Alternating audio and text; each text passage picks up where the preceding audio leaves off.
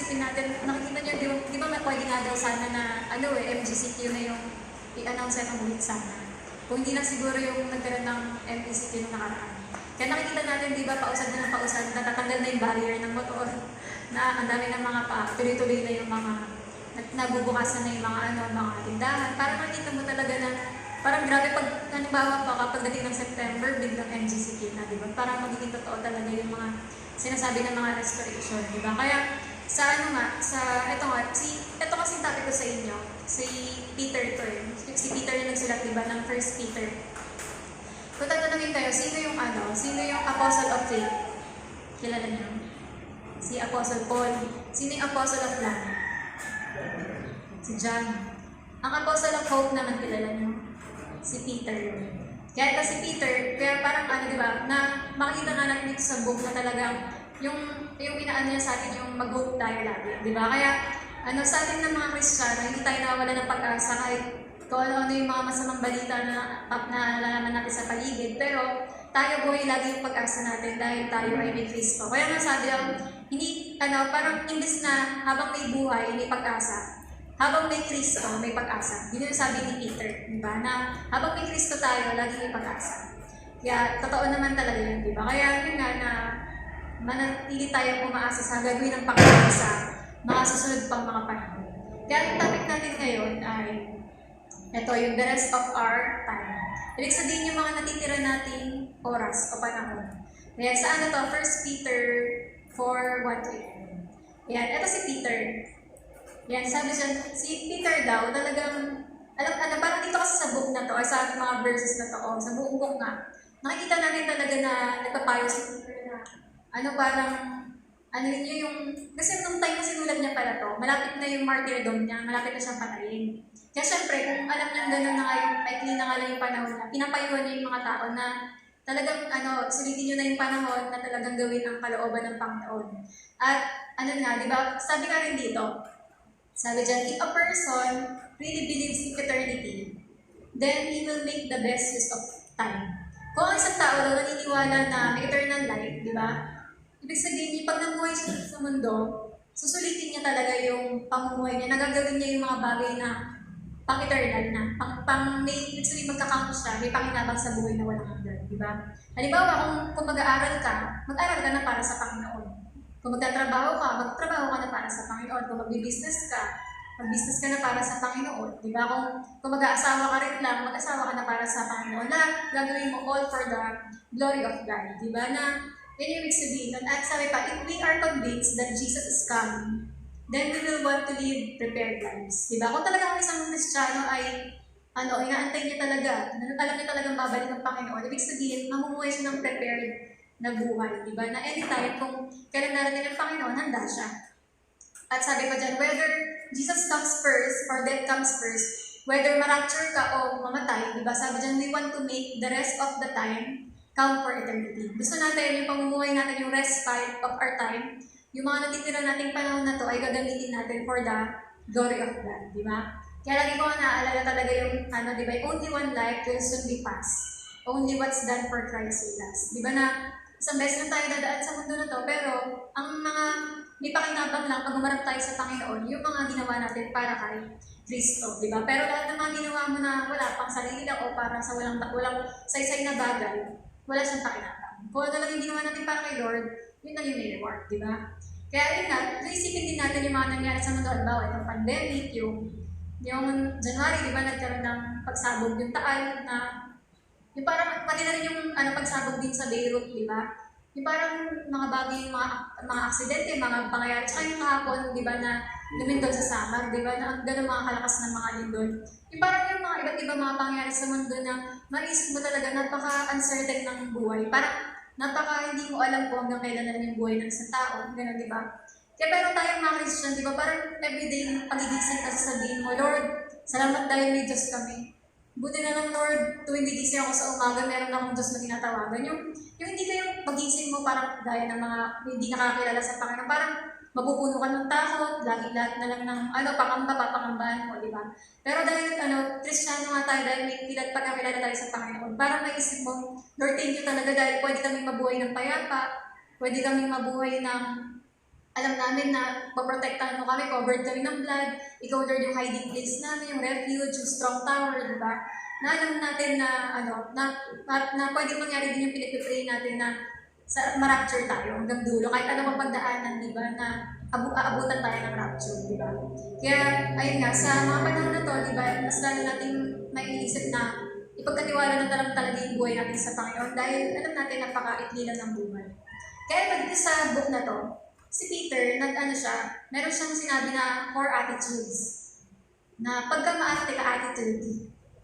Yan. Pero pag Pilipino, dahil Pilipino na tayo attitude. Yan. Si Peter, meron siyang 4 na attitude na sinasabi na i-improve daw natin habang meron pa tayo for the rest of our time dito sa mundo. Ito yung mga dapat natin i-improve. Kaya umpisa na natin to sa number 1. Ayan yung, nawala yung number 1 ko dun sa taas. O hindi nakita. Basta may number 1 dun.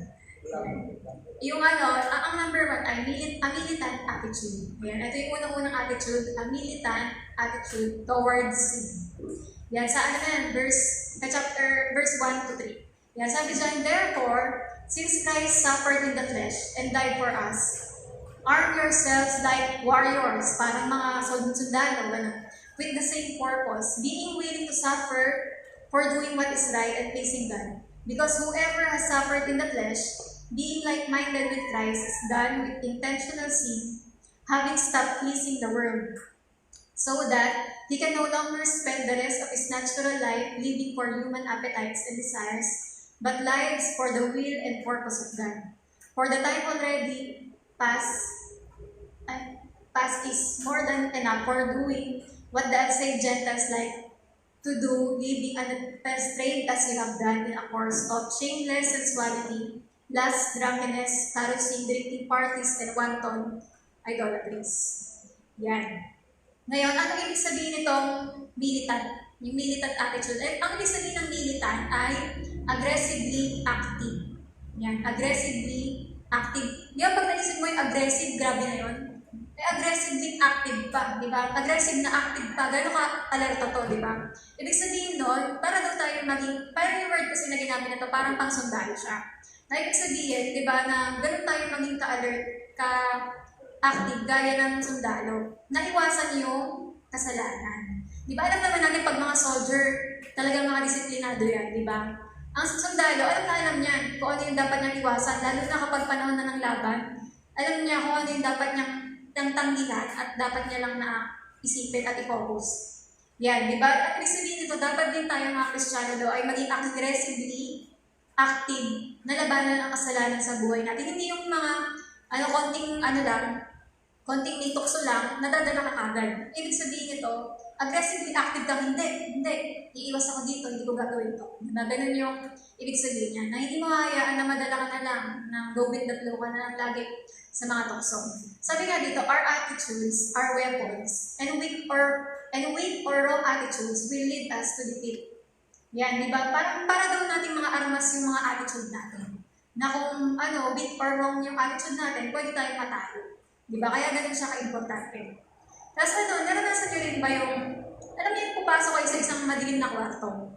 Di ba unang pagpasok nyo, ang dilim, di ba? Yung parang wala ka talaga makita. Pero kapag maya-maya, mag-antay ka ng ilang sandali, manatili ka doon, mag-stay ka doon sa darkness, ano naman mangyayari? Di ba nakaka-adapt ka na doon sa dilim? Parang nakikita na, parang nasasanay ka na sa dilim na yun. Yung may konting ilaw lang, parang nung unang punta mo, wala kang makita.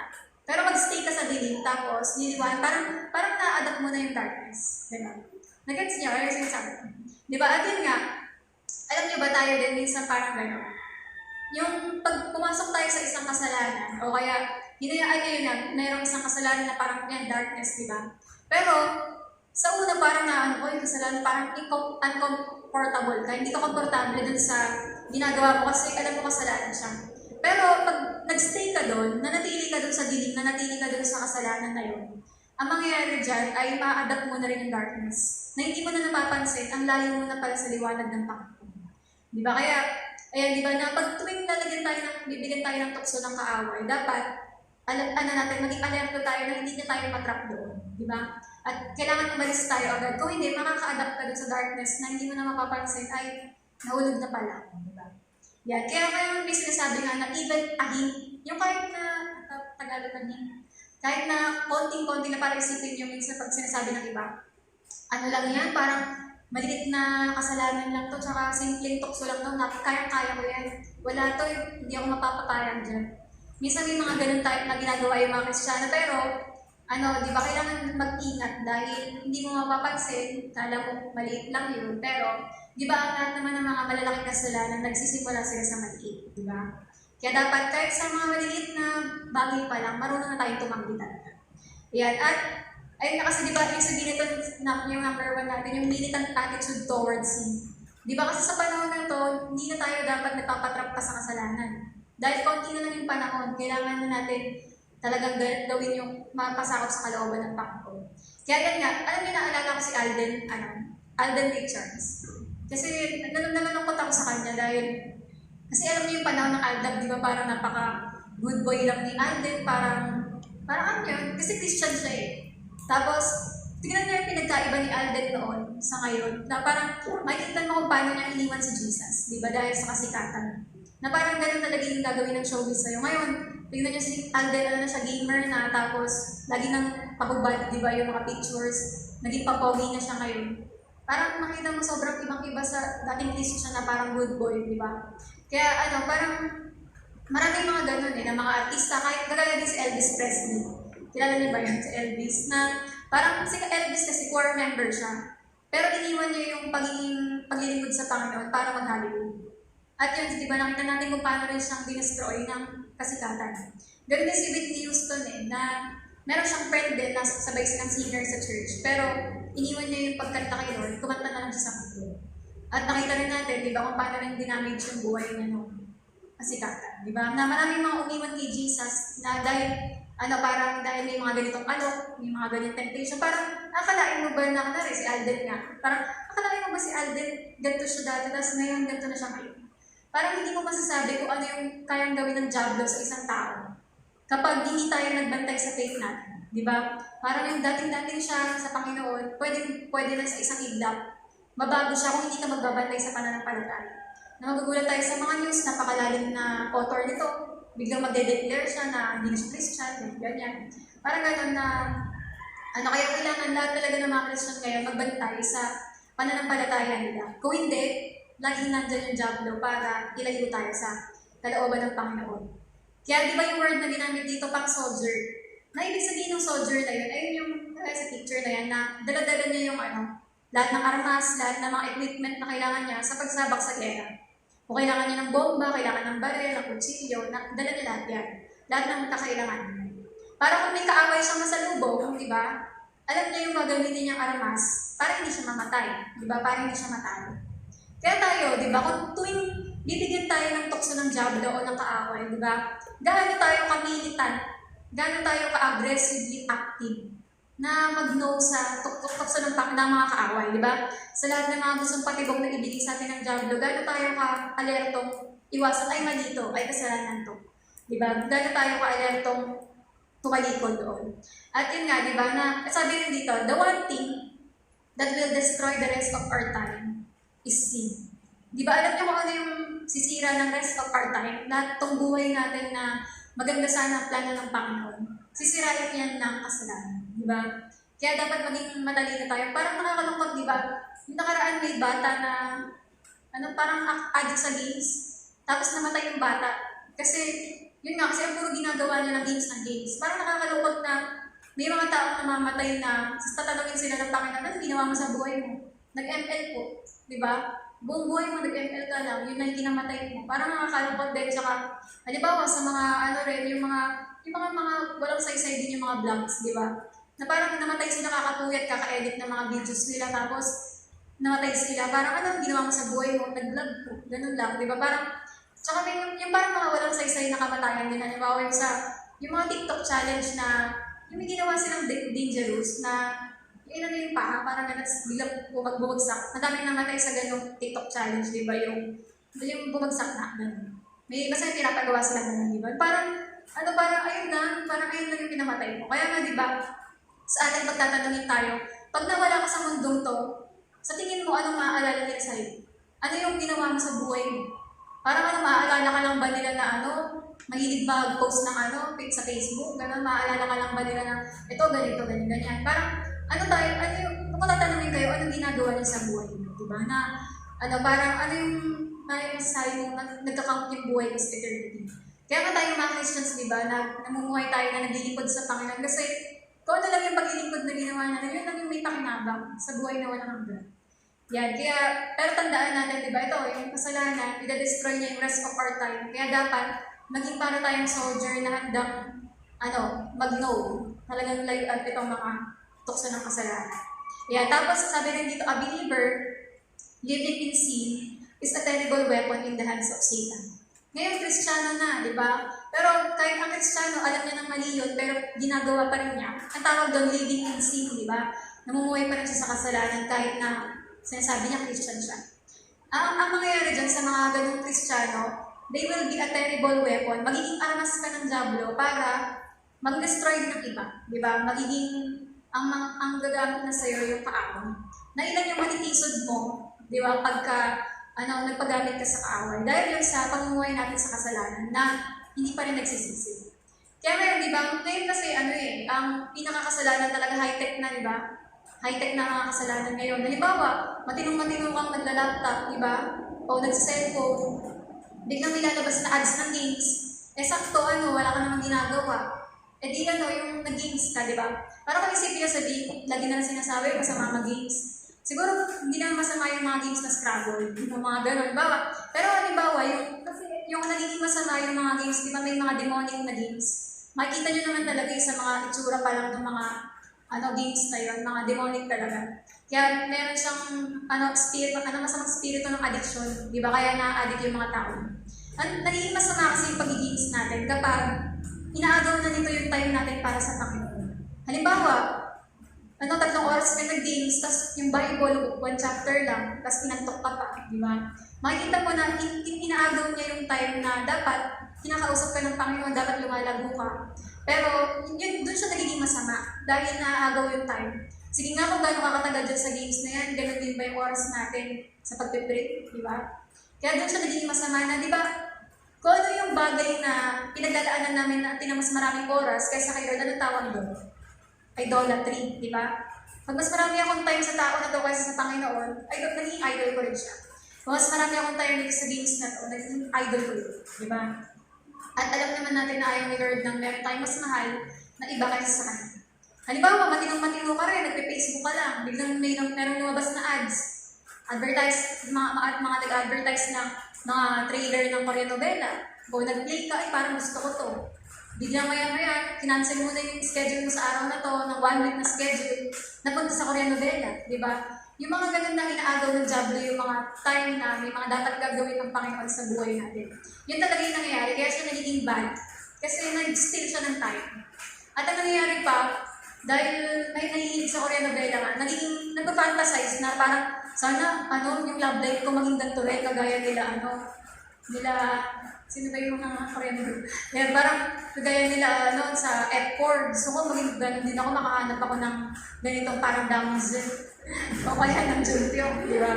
Kaya parang, mga babae tuloy, pag hindi ganun ginawa nila, gusto ko yung kagaya ng ginawa ni Damsel, kaya Sunshine, Taiwanese pala. Kaya di ba kaya yun nga, parang, na-escape tayo sa reality ng buhay, di ba? At mas lalo tayo nakatuon sa fantasy na parang kala ko, yung buhay natin dito kagaya ng nasa palabas sa TV, di ba?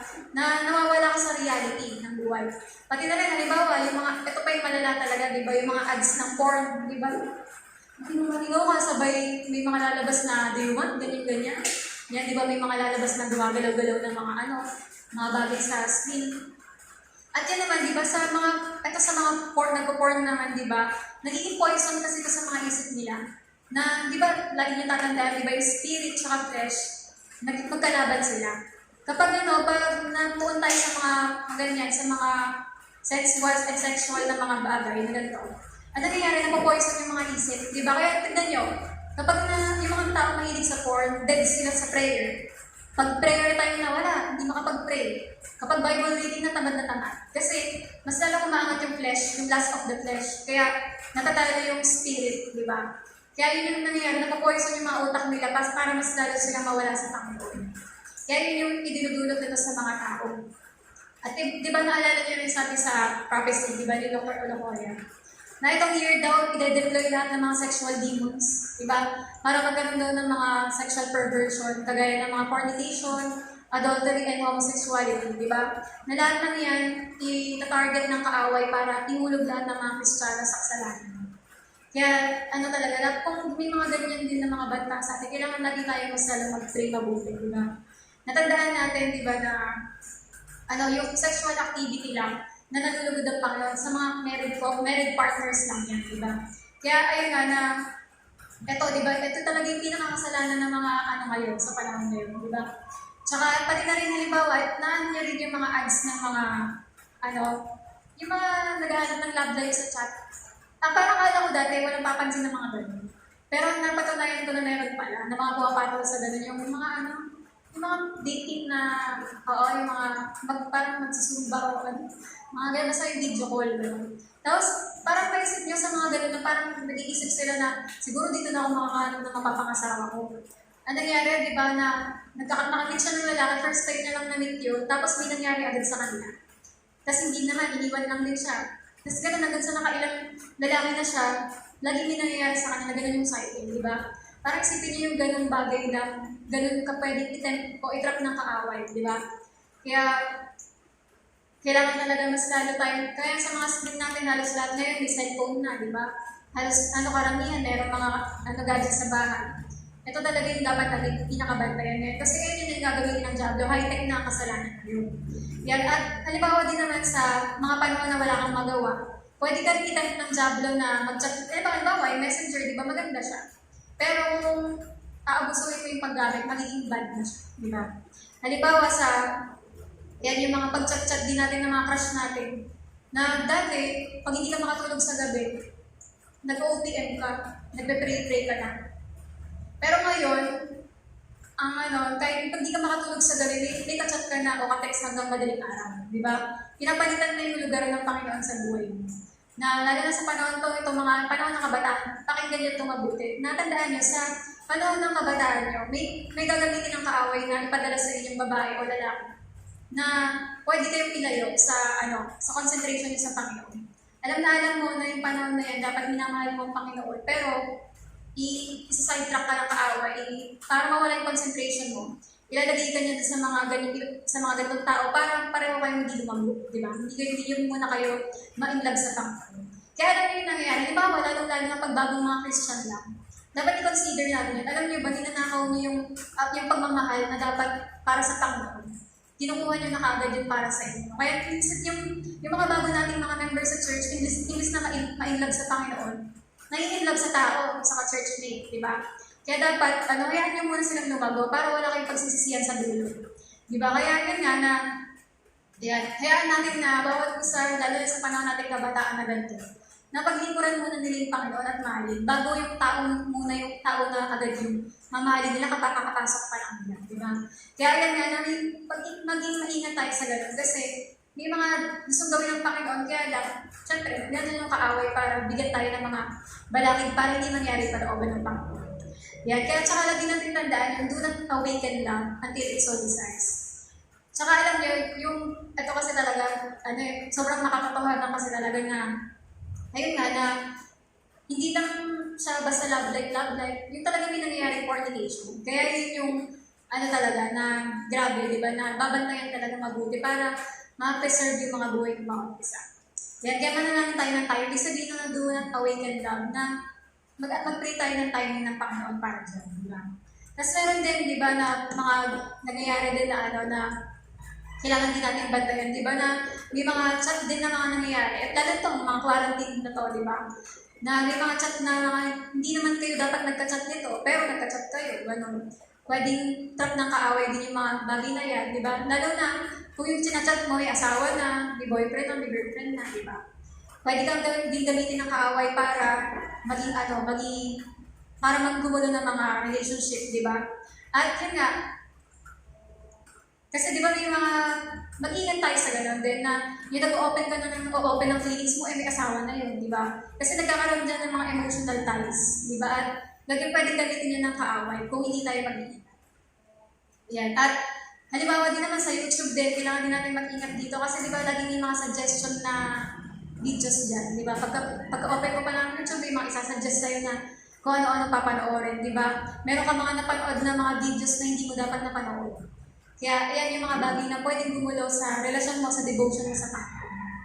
Pati na rin yung sa IG pala kasi natuklasan ko na pwede ko pala malaman na nilike ito ng isang tao. Di ba? Halimbawa, si Ann Curtis, nilike siya ni ganito.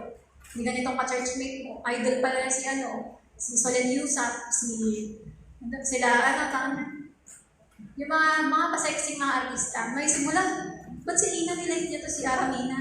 Hindi, joke lang. Wala naman ako Instagram. Pero yun lang, parang maano ka na. Di ba bakit nila pinafollow yung mga artista na to? Meaning, meron silang gustong gayahin sa buhay ng mga artista. Alam niyo ba, kung gusto niyo mabuhay ng godly, naka-Diyos talagang buhay, kailangan natin isurround yung sarili natin sa mga taong magiging model. Yung mga model ng talagang naka-Diyos na pamumuhay. O kung gagayahin mo si Ann Curtis, naka-Diyos ba pamumuhay na? Pero ang dami-dami kahit sa Send the Light na nakalike kay Ann Curtis, ito nga yung mga sila Solen, sila Ellen Adarna. Yan yung mga pa-sexy mga di ba? Sila Aramina. Sila Ethel Buba, di ba? Hindi, parang ayun nga, parang ka na, grabe. Parang bakit nila pinafollow yung mga artista to? Anong meron? Parang, meaning, meron kang gustong gayahin sa mga buhay nila, kaya mo sila ipafollow. Ako, may ginawa ko Instagram, pero lahat ng nakaano ko lang doon godly. Pero yun nga, doon na naman ko, hindi ganun pala. Parang hindi ganun pala na nalaman ko lang kay Tinder na ay pinapalaw ni si ganitong artista. Nakapalaw ka kay kung ano nangyari sa buhay ni Mateo at Sarah, ganyan. Nakikibalita ako sa buhay ng may buhay, di ba? Dahil hindi nagpo-post si Sarah, ano nangyayari sa buhay niya. Yun, kaya yun nga na parang sa atin, tignan nyo kung sino yung mga pinapalaw nyo sa lahat ng mga social media. Bakit, ano gusto nyo kunin sa kanila? Dapat isarod natin yung buhay natin ng mga taong maka-Diyos, di ba? Na inumold yung buhay natin para mas lalong maging tulad ni Jesus. Kaya alam niyo ako talaga kahit Facebook ko, pag hindi nakakatuwa mag-post to unfollow agad. Tsaka yung friends ko sa Facebook, 600 lang ata, di ba? Kasi from time to time, lagi ako nag-unfriend. Okay na yun kahit magalit sila. Kasi yan yun. Hindi naman totoo talaga kasi yung mga friends sa Facebook, di ba? Kaya nasa sa akin yun, account ko yun. Kaya kung ayaw kong malaksan yung isip ko ng mga post nila, unfollow, unfriend din. Kaya kung alam mo na nakaka-apekto sa relasyon mo kay Lord yung mga post nila, kailangan natin. Kaya maraming Kristiyano ngayon, di ba, na hindi nila makontrol sarili nila, kailangan pa nila mag-deactivate. Kasi kung hindi sila mag-deactivate, hindi nila makakontrol yung pagbababad nila, di ba? Kaya yun nga na, kailangan kung ganun ka ng klase, kailangan mo na magkaroon ng control, na isuko mo sa Panginoon yung mga bagay na wala ka ng control. Na paghawak mo ng cellphone mo, automatic, ito agad gagawin mo, di ba? Yan, may mga, kailangan natin pag-isipan na, Lord, ano nga ba talagang, kaya ako ganito manamit kasi kakakalo ko kay Ann Curtis, di ba? Kakagaya ko sa hairstyle ni ganito. Kaya ako sayaw ng sayaw kasi lagi ako nakatingin sa IG ganito. Di ba? Kaya tignan natin yung mga sarili natin, ano yung sinusurround natin sa paligid natin, ba't tayo nagkakaganyan, di ba? Na nagiging in tayo sa sabi ng mundo. Di ba? Kaya baka naman sabihin nyo, lahat na lang masama. Di ba? Hindi, di ba? Maraming mga tinatawag tayong good things. Halimbawa, para sa'yo good things yan. Pero, kung sa palagay mo, nilalayo ka niyan sa kalooban ng Diyos, yung good thing na yan, ang tawag ng Diyos dyan, bad thing. Kasi lahat ng bagay kahit mabuti pa yan, pero kung nakakalayo sa'yo sa Panginoon, kailangan mo siyang isuko. Maraming ganyan sa buhay ko, lalo na nag-uumpisa pa lang ako sa relasyon ko kay Lord. Para sa akin, mabuti naman yung ganito, okay naman yung ganyan, pero naapektuhan talaga yung pagbabasa ng Bible, naapektuhan yung pagpe-pray ko. Kailangan ko ito i-give up. Halimbawa, ang hilig mo mag-excite, di ba? Luma na. Kasi panahon na, wala pa mga activities. Ayan nga, dahil ko na rin kung ganyan. Pero kung, alam mo, tuwing nag-excite ako, parang nawawala yung attention ko sa care group namin. Huwag na lang, huwag tayo mag-ganyan. Parang halimbawa yung mga, di ba yung cellphone natin, good thing na meron tayong cellphone. Pero kailan nagiging masama yung cellphone natin?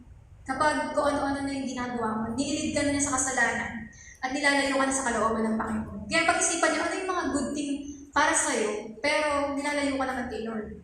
Kaya kailangan mo pag-isipan na isuko rin yan sa Panginoon.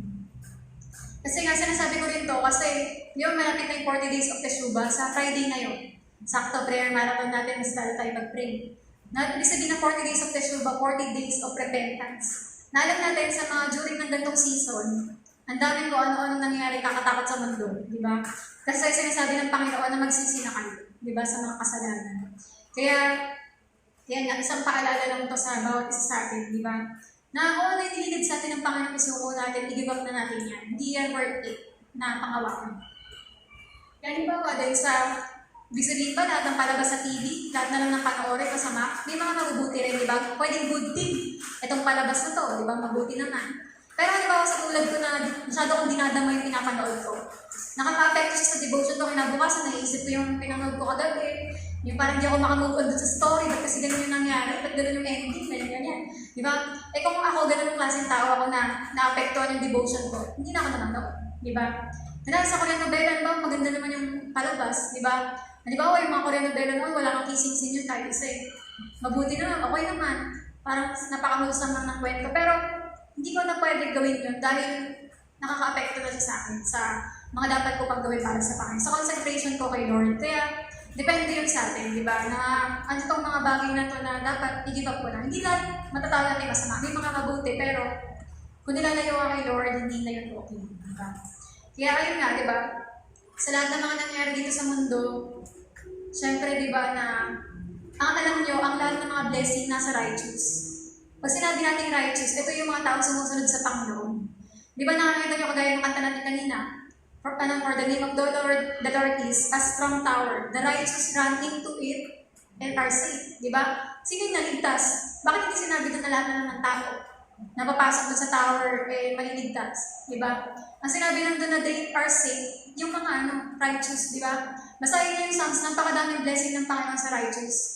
Ibig sabihin ng righteous tayo, naging matuwid tayo sa ginawa ni Jesus. Hindi dahil sa wala tayong ginawang kasalanan. Di ba? Kundi dahil nilinis tayo ng Panginoon at sumusunod tayo sa Kanya.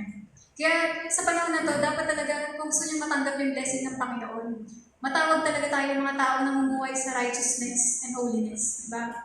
Kasi nga, there is blessing in obedience. Napakadaming blessing ng mga masunurin sa Panginoon at namumuhay sa katuwiran, kabanalan. Diba? Kaya ngayon, diba, ipag-pray nyo na, Lord, i-reveal mo sa akin, Holy Spirit, reveal mo sa akin kung ano yung mga dapat kong gusto kong kasalanan, mga bagay na naghahadlang sa akin sa malalim na relasyon ko sa'yo. Hindi naman masama, halimbawa yung mga crush-crush. Pero kung napapalayo ka na sa Panginoon, bakit mag-aasawa ka na ba ngayon 20 ka? O ano ka 18? Naasawa ka na ba ngayon? Diba? Kung alam mo na hindi pa yung pinapagawa ni Lord sa'yo. At kailangan mas lalapilaan mo yan sa paglalim sa relasyon sa Panginoon. At isipin pa natin din ito, sa pagdating sa mga kasalanan, isipin natin yung think of what sin did to Jesus, di ba? Alam niyo ang dahilan bakit namatay si Jesus sa krus? Dahil sa kasalanan natin, di ba? Dahil sa kasalanan mo, yung kasalanan mo ang pumatay kay Jesus sa krus, di ba? At alam niyo, namatay talaga si Jesus hindi daw sa sakit ng katawan, sa hirap eh. Alam niyo kung ba't namatay talaga si Jesus? Kasi na-broken heart siya. Nung namatay talaga si Jesus dahil broken hearted. Dahil dala-dala niya yung sakit, di ba? Yung lahat ng mga kasalanan natin, yung mga bagay na mapapahamak tayo dahil sa kasalanan, di ba? Kinuha lahat ni Jesus yun. Inako niya yun para hindi na talaga sa atin mangyari yung parusa. Kaya sabi nga sa kanta, He died of a broken heart for you and me. Di ba? Na nung namatay si Jesus sa cross, broken hearted siya. Dahil sa mga kasalanan natin. Kaya halimbawa, alam niyo yung, di ba, yung merong mga, may magulang na pinagtsatsak yung anak niya. Tapos, sa tingin niyo, pag nakita ng magulang yung kutsilyo, na pinangpatay din sa anak niya. Sa tingin niyo, i-remembrance, i-display sa kwarto, gano'n. Ano sa palagay niyo yung mangyayari sa pag nakita niyo yung kutsilyo niya? Ayaw niyang makita, itatapon niya talaga, di ba? Hindi ayaw niyang tignan. Kasi yung kutsilyo na yun, yung naging reason ba't namatay anak niya. Kaya tayo, di ba, kung alam natin na yung kasalanan natin, yun yung dahilan bakit namatay si Jesus, bakit hahayaan pa natin manatili sa buhay natin yung kasalanan? Kung alam mo na yung kasalanan pa lang, ito yung nagpapatay kay Jesus, dapat aalisin siya sa buhay mo. Di ba? Kung ano ang naiintindihan nyo talaga, kung ano yung sacrifice niya sa krus, yung kung gaano yung sakripisyo niya, yung hirap na pinagdaanan niya para sa atin, di ba? Hindi ba natin iiwan yung kasalanan, di ba, na yun, na nagpahirap sa kanya para lang tayo maligtas, di ba?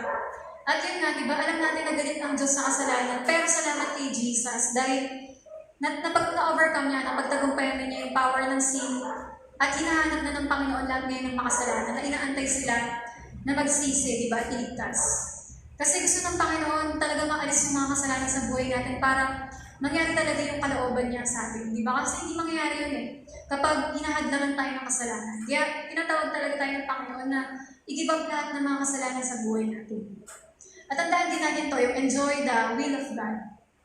Di ba? Kasi ito yan laban lagi yan ng desire mo, kung ano yung desire gusto mo mangyari sa buhay mo, desires of men versus yung will of God.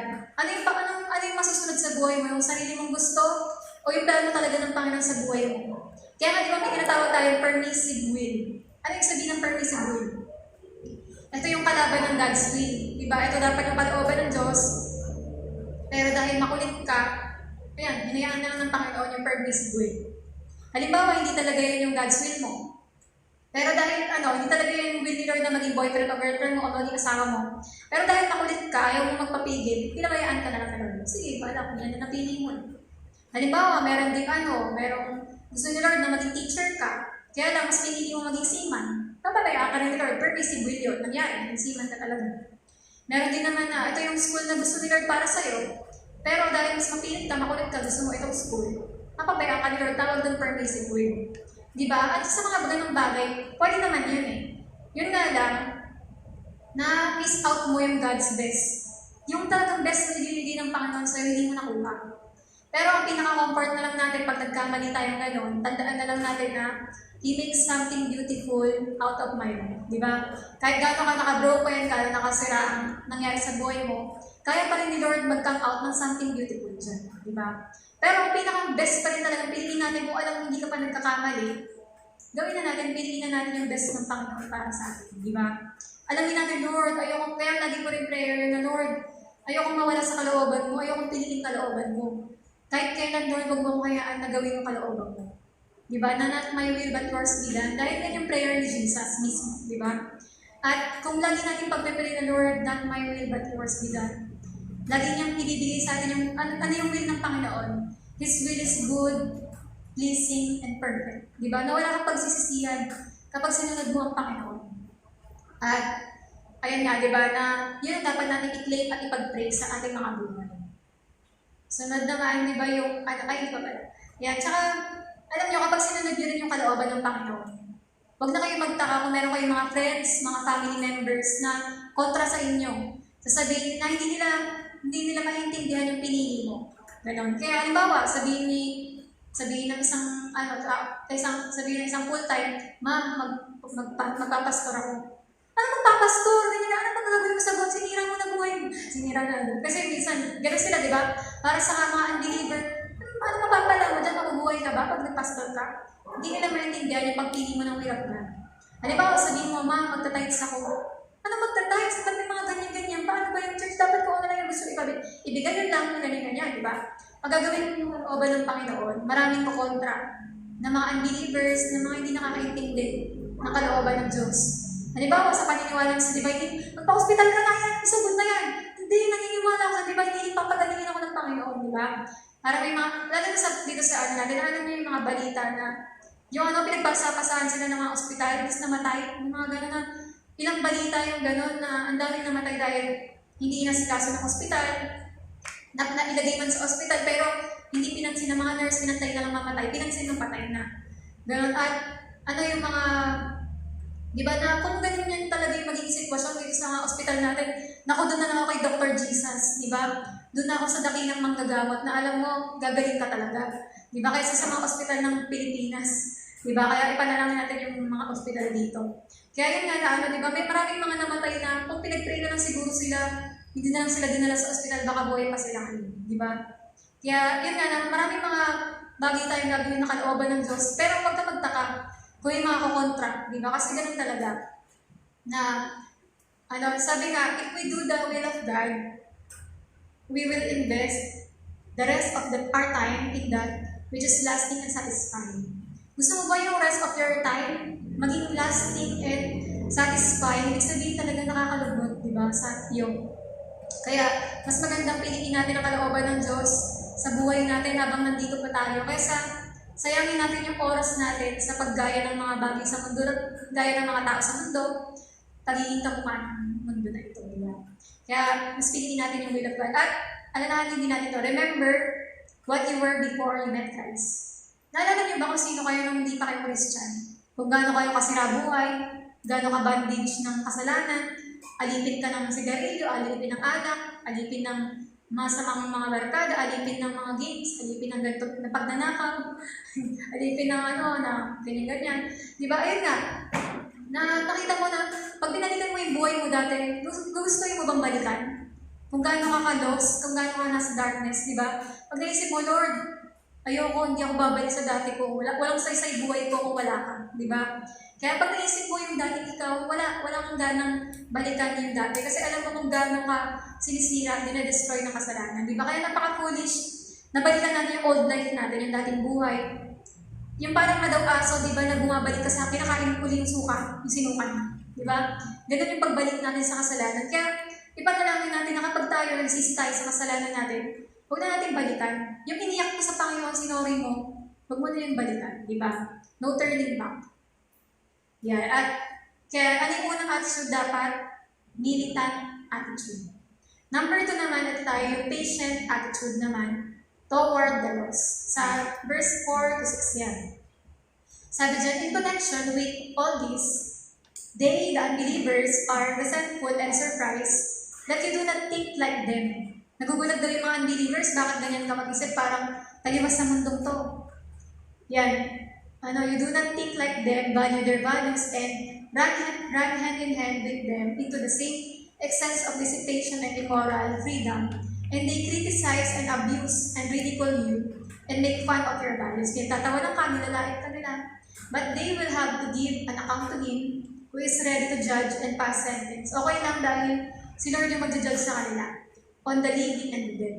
For this, why the good news of salvation was preached in their lifetimes, even to those who are dead, that though they were judged in the flesh as men are, they may live in the Spirit according to the will and purpose of God.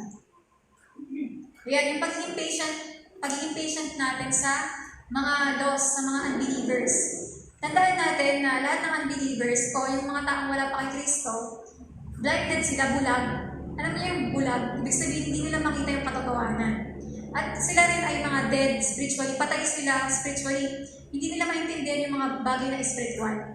Kaya huwag tayo magtaka, di ba? Minsan kapag nagbagong buhay ka, dati, pag magpapaalam ka sa nanay mo mag-inuman, payag na payag, sige lang. Pero pag sinabi mo na magbabible study ka, hindi, dito ka lang. Di ba? Tataka ka, bakit ganun sila mag-isip? Di ba? Kasi nga, blinded sila sa katotohanan. Kasi nga, spiritually dead pa sila. Tapos, di ba, makikita mo na pag ikaw nagbabang buhay, hindi sila natutuwa. Pag gumagawa ka ng masama, payag lang sila. Okay lang sa kanila na makita yung may mga buhay na nasisira, may mga sinisira yung katawan, mayroong mga pamilya na naghihiwa-hiwalay, di ba? Parang makikita nyo na parang ba't ganun yung mga isip ng mga tao sa mundo. Kasi nga, yun, blinded by sin. Yung kasalanan ang nagbubulag sa kanila. Kagaya naalala niyo si Festus. Di ba sinabi niya kay Apostle Paul, sabi niya, Pablo, sira na ulo mo. Sabi niya gano'n, you're out of your mind, sabi sa kanya. And people even thought the same thing of our Lord. Kahit si Jesus, di ba, sinasabihan nila, may sapi ka, iba ka, ganyan, di ba? Parang kahit gumagawa sila ng mabuti, sabihin pa sa kanila, baliw, may sapi, di ba, sisiraan ka na, ganito, ganyan. Di ba? Ganyan yung sasabihin ng mundo talaga. Pero huwag tayong sumuko porque nakikita natin sobrang sama nila o sobrang grabe yung mga ginagawa nilang kasalanan. Kasi, kailangan mo mag-wait, di ba? Magantay ka lang. Kapag sila na-share ng Word of God, kapag natuto sila ng Bible, napuspos ng Holy Spirit, makikita mo, isusuko din nila yung kasalanan nila. Kaya dapat maging patient tayo sa mga makasalanan, sa mga unbelievers, di ba? Kasi darating din yung time, pag kinuhos ko sila ng Panginoon, mababago rin sila. Kagaya mo, di ba dati naalala mo ba kung gaano kakasama dati. Pero dahil sa biyaya ng Panginoon, niligtas ka ng Panginoon. Kaya kung ikaw nga, niligtas ni Lord, ano pa sila? Diba? Kaya rin sila iligtas ng Panginoon.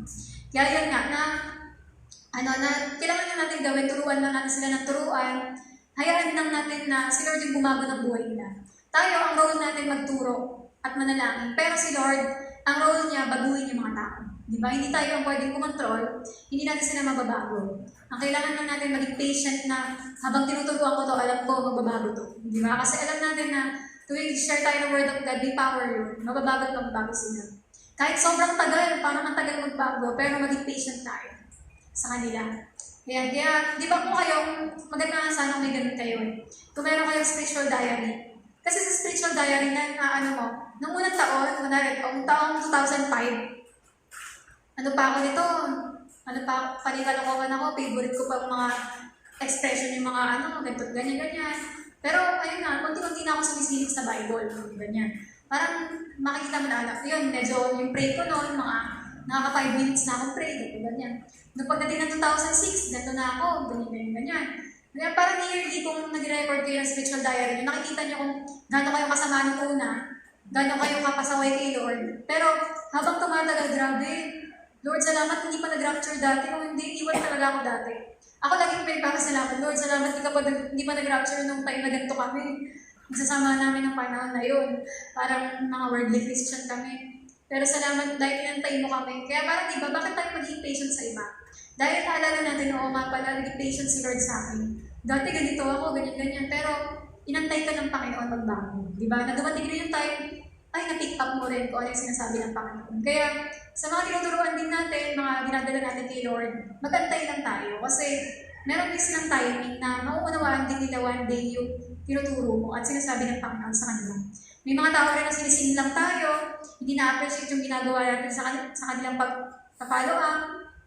Hindi nila napapansin yung pagmamahal na ina-apply mo doon, yung pagpe-pray mo sa kanila. Pero tandaan natin na si Lord naman yung nagre-reward sa atin, di ba? Na kapag naglilingkod tayo na nakapokus kay Jesus, hindi tayo susuko. Kahit na ma-disappoint ka sa mga tao, tuloy ka pa rin maglingkod tsaka mag-share. Kasi alam mo kay Lord mo ginagawa yan, di ba? Tsaka lagi natin, tsaka tandaan nyo, kung halimbawa, pinagtatabuyan kayo ng mga binawantuhan nyo, care group, ina-outreach, Bible study, ganyan. Kung pagtabuyan nila kayo, edi next, di ba? Doon naman kayo may darating yung time, may makikinig at makikinig din ang tinuturo nyo. Kaya huwag kayong susuko.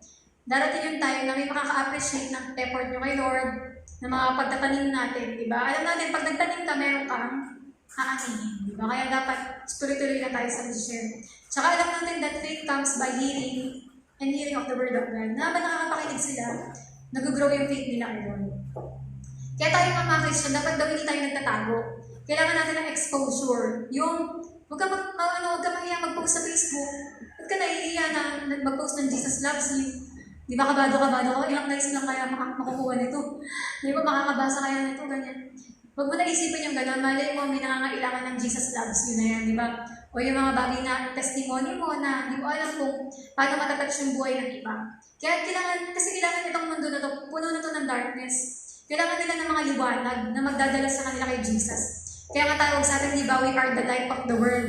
Di ba? Kailangan nila makita yung ningning ng liwanag ng Panginoon para makilala nila si Jesus. Kaya huwag tayong mahiya, huwag tayong magtagong mga Kristiyano. Kailangan mag-expose tayo. Yan. At kailangan kung may testimony tayo, sabihin natin yun, i-proclaim natin para malaman nila merong magsilbi kong liwanag sa kanila. At ayun nga, sabi nga rin daw, when unsaved, we must be patient toward the lost. Sige, even though we do not agree with their lifestyles, kahit na parang nagbibingo siya araw-araw, huwag mo na siya i-condemn, okay lang yun. Kahit na, nag-iossi pa siya habang kausap mo, okay lang yun. Baka sa susunod na pag-limang one-to-one yun na, hindi na nag-iossi, di ba? Kaya, antayin mo lang. At yan yung, even though we do not agree with their lifestyle or participate in their sins, after all, unsaved people are blind to spiritual truth and dead to spiritual enjoyment. Kaya yun, kailangan mo lang antayin na ma-realize nila at maunawaan, i-touch nila ng Holy Spirit para maintindihan nila yung sinasabi mo, diba? At sinasabi ng Bible. Holy Spirit pa rin talaga kailangan natin dyan. At sabi rin, when unsaved friends attack us, this is our opportunity to witness to them. Alam niyo ba, pag may nangaaway sa inyo, may naglalait sa inyo, yan, may nagtatawanan ka, may nag-share, di ba? At sinasabihan ka na kung ano-ano masasama. Alam niyo ba daw na opportunity yun para mag-witness sa kanila? Kasi habang pinagtatawan mo sila, sinasabi mo pa sa kanya, God bless ha, God bless. Plastic eh, hindi joke. Di ba? Dapat gano'n na pagka pinumura-mura ka, oh, Fred, mas na dito. God bless sa'yo. Bye mo, Fred, di ba? Parang gano'n na, ay, magpipray ko kayo, ganyan. Tapos, marami kasi naligtas dahil dyan, di ba? Hindi ko lang alam, yan yung merong, ang sama-sama na ng ginawa niya dun sa Christian na yun. Pero kahit anong pagtitrip niya, ginagawa dun sa classmate niya na Christian, hindi talaga gumaganti. Kaya sinabi niya na, uy, di ba Christian ka? Sama nga ako sa'yo sa Sunday. Kasi kahit anong gawin ko sa'yo, di ba ako inaaway, di ba? Kaya dapat pag inaaway tayo, huwag mo sa pakikagad. Dahil tinitignan pa rin yung magiging reaction mo kung talagang Christian ka, di ba? Kaya yung mga nag-aano sa atin, ginagalit tayo habang nag-share tayo ng Word of God. Pagkakataon pala yung na-explain natin yung ugali ni Jesus, di ba? Sa buhay natin para ma-save sila. Kasi maraming ganung testimony na naaway nila itong mga nagba-Bible study, pero nakita nila, hindi sila kinakante, kaya sumali na rin sila. At ayun na yung pangalawa, di ba? Una, militant attitude. Ano yung pangalawa? Patient attitude. Yun na naman yung pangatlo. Yan, yung expectant attitude. Yan, yung expectant attitude naman toward Christ. Sa verse 7 naman to, sabi dyan, the end and culmination of all things is near. Therefore, be sound-minded and self-controlled for the purpose of prayer, staying balanced and focused on the things of God so that your communication will be clear, reasonable, specific, and pleasing to Him. Yan. Alam nyo, kahit naman yung mga Kristiyano dun sa Acts, sa early church, nag-aabang na sila ng rapture noon pa lang. Pero hindi porque hindi dumating yun sa time nila yung rapture. Hindi ibig sabihin na hindi na yung mangyayari. Ang kailangan lang natin gawin ay lagi tayo maging handa anytime, di ba? At ang mahalaga, alam natin na one day haharap tayo sa Panginoon, haharap tayo sa Diyos para i-judge tayo o kaya rewardan. Di ba? I-judge ka o i-rewardan sa araw na yon. Tungkol sa lahat ng ginawa natin sa buhay natin. Kaya yun, si Peter, meron siyang 10 commandments talaga dito sa mga verses na to. Yan yung to his readers, yan, to keep them in balance as far as the Lord's return was concerned. Para maging balance lang sa pagbabalik ng Panginoon. Hindi kasi, may mga iba kasi nag-okay, di ba? Uy, mag-rapture na sa September 22, mga ganyan. Naglalagay ng mga date, ganyan. Binenta lahat ng mga ari-arian, lahat ng mga nagnamundok na, nag-ready na. But hindi pwedeng ganun yung mga kailangan, meron siyang mga sinasabing guidelines para talagang maging ayos tayo, balance tayo. Pero hindi ko sasabihin ito lahat kasi hanggang verse 11 lang yung natin. Hanggang number 5 lang yan. Sabi dyan yung be sober, yan, watch unto prayer, have fervent love, use hospitality, minister your spiritual gifts, think it not strange, yung mga pagsubok, ganyan. Rejoice, do not be ashamed, glorify God, commit yourself to God. Yan, yung una dito, yung be sober. Yan, yung sabi dyan, di ba na, ang ibig sabihin ng sober, ayoko mag-joke. Yan, yung ibig sabihin nito, keep your mind steady and clear. Na panatilihin natin yung isip natin na malinaw, di ba?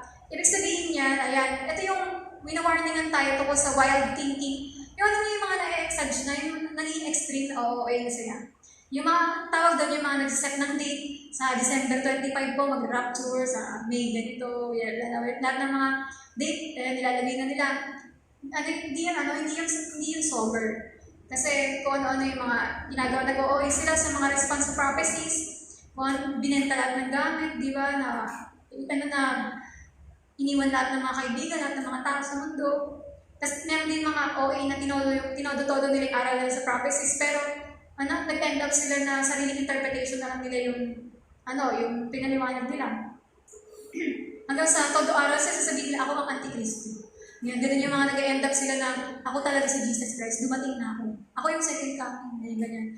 Parang yan na, may maraming mga nababaliw na kung ano-ano yung mga nangyayari dahil na extreme. Yun, kaya binabalaan tayo dito ng Bible na huwag tayong mabaliw. Yun yung sabihin ng sober. Huwag ka mababaliw. Kailangan daw magkaroon tayo ng purposeful life at hindi yung drifting, hindi yung pabagsak ka spiritually, kundi alam mo yung merong purpose ng buhay mo, di ba? Ibig sabihin ng sober, nag-iisip ka mabuti bago gumawa ng hakbang. Hindi yung kung ano lang basta naisip mo, yun na gagawin mo. Yan, ang sober din, isa to sa qualification dapat ng pastor.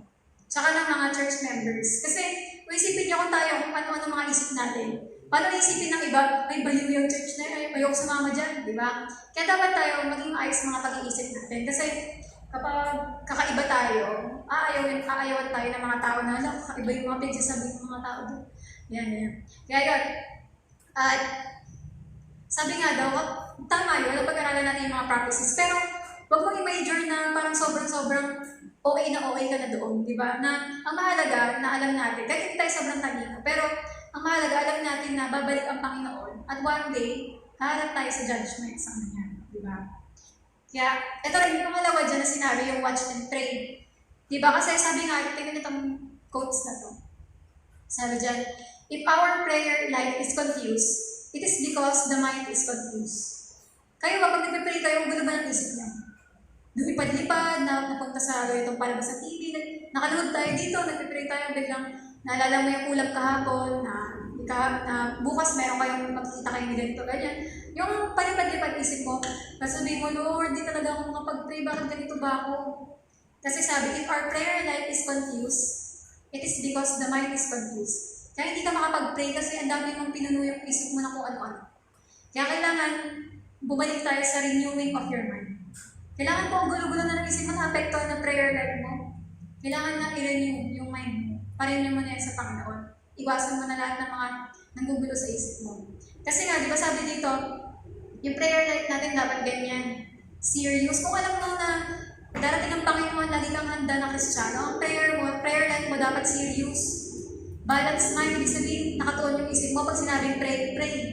Hindi yung iniisip mo yung bukas, yung mga susundado. Kasi maraming mga ganyan na pagkakataon na nakalunod tayong lahat, pero ilang piraso lang yung nagpe-pray. Ilang piraso lang yung mga ang isip nandito talaga.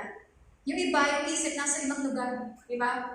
Na pwede natin kasing pekein yun, di ba? Pero kailangan i-check natin sa sarili natin kung ang gulo na ng prayer natin. Kailangan ibalik natin sa, yung mind natin sa Panginoon. At dapat lagi tayong alert and awake. Di ba? Gising ka. Alam niyo ba, yung sober, hindi. Yung ibig sabihin kasi ng watch. Di ba? Ibig sabihin nito, alertness, tsaka self-control. Meron kang self-control, tsaka alert ka lagi. Ito yung kabaligtaran ng tutulog-tulog at lasing. Di ba pag lasing, hindi mo naman ang ginagawa mo. Ganon. Yung kaya wala kang self-control. Kapag naman yung asleep, pagtulog ka, di ba yan? Di mo nararamdaman kung ano yung mga nangyayari sa paligid. Pero pag sinabing watch and pray, pag nag-pray ka, alerto ka, hindi yung nag-pray ka ng Lord, tapos biglang lumipad agad isip mo, napunta na sa future, napunta na sa past, napunta na sa kung ano nangyari, di ba? Kaya pag nag-pray tayo, hindi lang pray. Dapat watch and pray, alertong prayer. Lord, pinaganalangin ko yung ganyan. Hindi yung andahin mo na nakapag-invento ka na ng lulutuin habang nakaluhod tayo dito. Di ba, alam mo na yung ingredients ng lutuin mo pag-uwi? Di ba? Alam mo na yung ganyan, di ba? Kaya parang di ba, na pag nagpe-pray tayo, watch and pray, di ba? Pag sinabi natin, okay, let's find a place, magsiluhod na tayo. Pag sinabi natin ganun, pray talaga, hindi yung nakatigong ka lang at hinantay mo kaya matatapos. Kaya kainit na init kasi hindi ka nagpe-pray. Di ba, kailangan natin watch and pray na nandun yung alert tayo. Self-control. Nakakontrol mo yung sarili mo, hindi yung ka lang, parang wala ka sa sarili habang nananalangin. Yan, kaya ito, alam niyo kung ba't sinasabi ni Peter to? Kasi true to life sa kanya yun. Naalala niyo kung kailan? Di ba na nag-OPM sila ni Jesus, overnight prayer meeting? Ano ginawa ni Peter? Natulog lang. Kaya sabi sa kanya ni Jesus, Peter, mag-pray ka mabuti. Huwag ka matulog kasi may plano yung job ng tuksoin ka. Kailangan mo mag-pray. Pero ang ginawa ni Peter, hindi siya nakinig, natulog lang siya. Dahil sa hindi siya nag-pray, natukso siya nakaawan. Di ba? Kaya ito yung binibili ni Peter sa atin na huwag niya kong gayahin. Pag nag-pray kayo, watch and pray. Di ba? Na huwag lilipad-lipad ang isip natin. Kung may pinapapanalangin sa atin ang Panginoon. Kaya, tandaan natin to. There is no place in the Christian life for lazy, listless routine praying. Ang sakit naman, tamad. Di ba, tamad na pagpananalangin. Listless yung Lord, ingatan mo akong bukas. Salamat po sa baong bukas. Thank you rin po sa maging maayos po yung project bukas, si Mama at Papa. Yung alam mo yung kung saan na napupunta yung train. Yung napunta sa kanan, kaliwa, ganyan. Si Ina po, Lord, at saka yung relo ko, yung pa ko, Lord, yan pa. Walang direction, listless. Ibig sabihin, pag nag-pray ka, ano kayo sasabihin ko kay Lord? Dapat alam mo, ano po, Lord, yung mga gusto kong sabihin sa'yo, ito po, Lord, yung mga request ko ngayon. Nakapag nagpupunta kayong prayer meeting, mag-prayer marathon, dapat nang nagpunta kayo dito, alam niyo yung ipag-pray nyo. Kaya ito ipag-load natin. Ano ka ba pag-pray? Diba? Kailangan alam mo, Lord, ito yung itatawag ko sa'yo ngayon. Yan yung listless routine na, bahala na ako, ano masabi ko. Magtatangs na lang ako para hindi nagagamit yung isip. Diba? Hindi ganun. Kundi talagang, huwag natin aksayin yung pananalangin. At hindi easy. Diba? Kundi talagang parang soldier na alert. Sabi rin dito, if our thinking and praying are right, our living should be right. Diba? Gets nyo? If our thinking and praying are right, our living should be right. Yan. Kaya, kailangan natin maging alert, magkaroon ng alert attitude habang at maging on guard. Kagaya si Nehemiah daw, tsaka yung mga kasama nila. Ayan, kasi, di ba sila Nehemiah, habang gumagawa sila, ano pa yung sabihin nilang ginagawa? May armas sila, di ba, habang gumagawa. Na ganun sila hindi sila papayag na dumating yung parang talunin sila ng kaaway. Yan. Kaya yun yung pangatlo. Ano ulit yung pangatlo? Expectant attitude. Number 4 naman ay, ito na yung last, yung fervent attitude. At hindi ko nito patatagalin. Yan, yung toward the saints. Ito naman sa mga, mga kapwa natin, Christian, mga kapatid natin sa Panginoon. Yan, sabi dyan, a fervent attitude. Diba? Sa verse 8 to 11, sabi dyan, above all, have fervent and unfailing love for one another. Because love covers a multitude of sins, it overlooks unkindness, and unselfishly seeks the best for others. Be hospitable to one another without complaint. Just as each one of you has received a special gift, a spiritual talent and ability graciously given by God, employ it in serving one another as is appropriate for good stewards of God's multifaceted grace, faithfully using the diverse, varied gifts and abilities granted to Christians by God's unmerited favor. Yan, di ba? Alam niyo sa mga pangyayari sa mundo na to, gugustuhin mo na lang mabuhay dito dahil sa pagmamahal, di ba?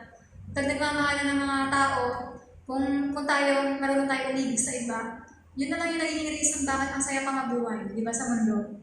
Kaya tama lang talaga na ito yung maging attitude natin na sa dulo na talagang magmahalan sa bawat isa, di ba? Sabi rin dito, if we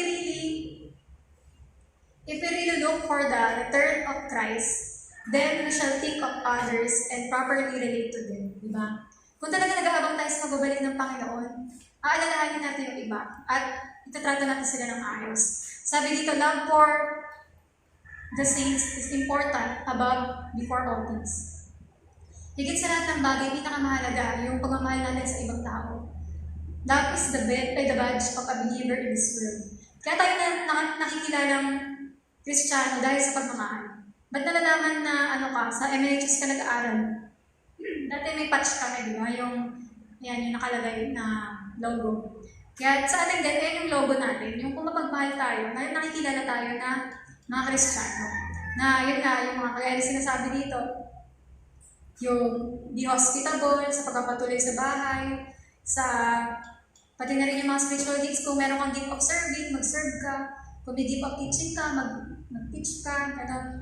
Sabi rin dito, especially in times of testing and persecution, Christians need to love one another and be united in heart. Lalo na kapag matindi pinagdadaanan ng bawat isa, dapat mas lalo tayong ready na pakitaan sila ng pagmamahal, ng care, di ba, concern. Yeah, tapos sabi, Christian love means that we treat others the way God treats us. Na ang totoong pag-ibig na to ay yung kung paano sila i-treat natin yung mga ibang tao gaya ng pagtrato ng Panginoon sa atin. Yan. Ayun nga, kaya di ba, kagaya ng pagpapatawad sa bawat isa, na ang Christian love ay nagpapatawad, di ba? Na wag natin, kasi pag nagpapatawad din tayo, nagmamahalan sa bawat isa, ito yung nagbakod na naglalayo sa kaaway sa mga demonyo para hindi nila tayo ma-destroy. At higit sa lahat, di ba, ito yung nagpapa-enjoy ng buhay natin sa mundo.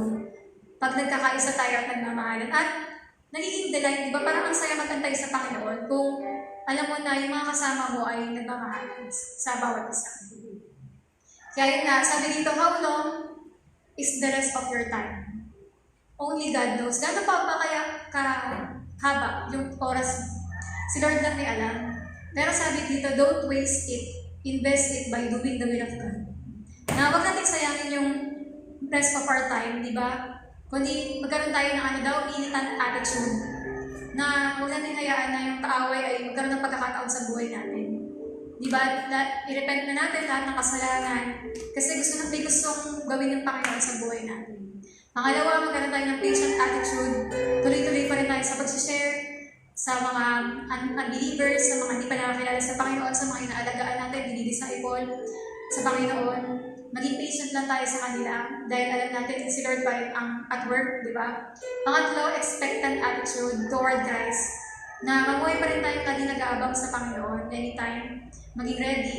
Tapos pang-apat, yung fervent attitude toward the saints na yung pagmamahala natin sa bawat isa, hindi yung in words, kundi talaga in action. Pakita talaga natin na talagang nagmamalasakitan tayo sa bawat isa. Kaya ngayon sa pag-pray natin, sabihin natin kay Lord na bigyan tayo ng mga ganitong mga attitude at baguhin niya na lahat ng mga gusto niyang baguhin sa buhay natin na Lord, ano ba yung gusto mo mangyari sa akin? Ano ba yung kalooban mo sa buhay ko? Tulungan mo, Lord, na for the rest of our time, magawa namin talaga yung perfect will mo sa buhay namin para mabigyan ka namin ng glory. Diba? Kaya, yeah.